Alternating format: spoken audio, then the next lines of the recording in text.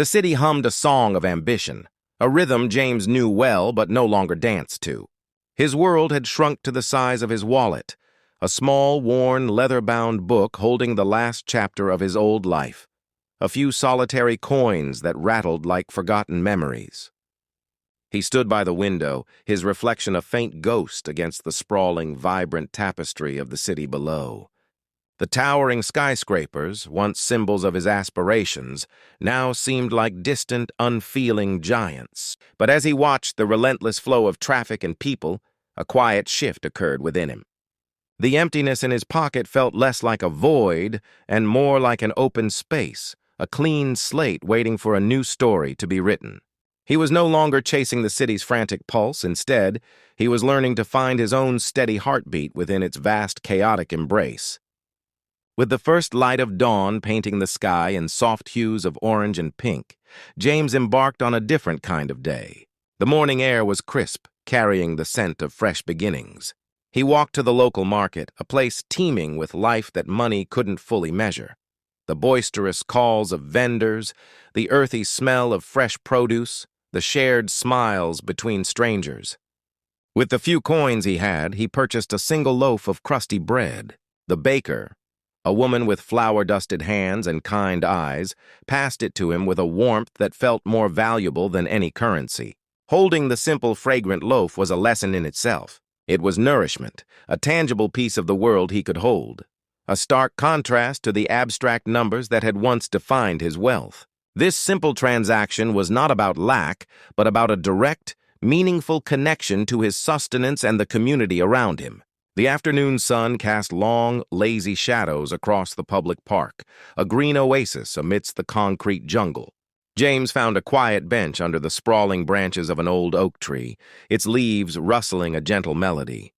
He had discovered a small, unassuming free library stand tucked away in a corner of the park, a treasure chest of stories waiting to be unlocked.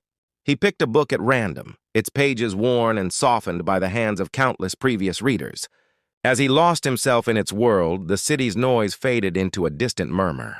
The park was a kingdom of simple pleasures, children's laughter echoing from the playground, an elderly couple sharing a quiet moment, a dog chasing a brightly colored ball with unadulterated joy. James realized he was richer in that moment than he had been in years, surrounded by the unscripted, beautiful theater of everyday life. He didn't need a ticket. Admission was free to anyone willing to simply be present. As evening approached, the sky transformed into a breathtaking canvas of fiery reds and deep purples. James found a spot by the river, the water reflecting the spectacle above like a shimmering mirror. He broke off a piece of his bread, its simple, wholesome taste grounding him in the present moment. The city's relentless pace seemed to slow down, surrendering to the tranquil beauty of the sunset. Each bite was savored. Each color in the sky was absorbed. This meal, humble as it was, felt more satisfying than any lavish dinner he had ever had in a fancy restaurant. It was a feast for the senses, accompanied by the gentle symphony of the flowing river and the cool evening breeze. He wasn't just eating, he was partaking in a ritual, a quiet celebration of the day's simple, profound gifts. The last sliver of sun dipped below the horizon, and one by one, the city lights began to twinkle to life, dotting the darkness like a galaxy of man-made stars. A genuine smile spread across James's face, a smile of pure, unburdened contentment. He felt a deep sense of peace settle over him, a quiet assurance that he had found something far more valuable than what he had lost.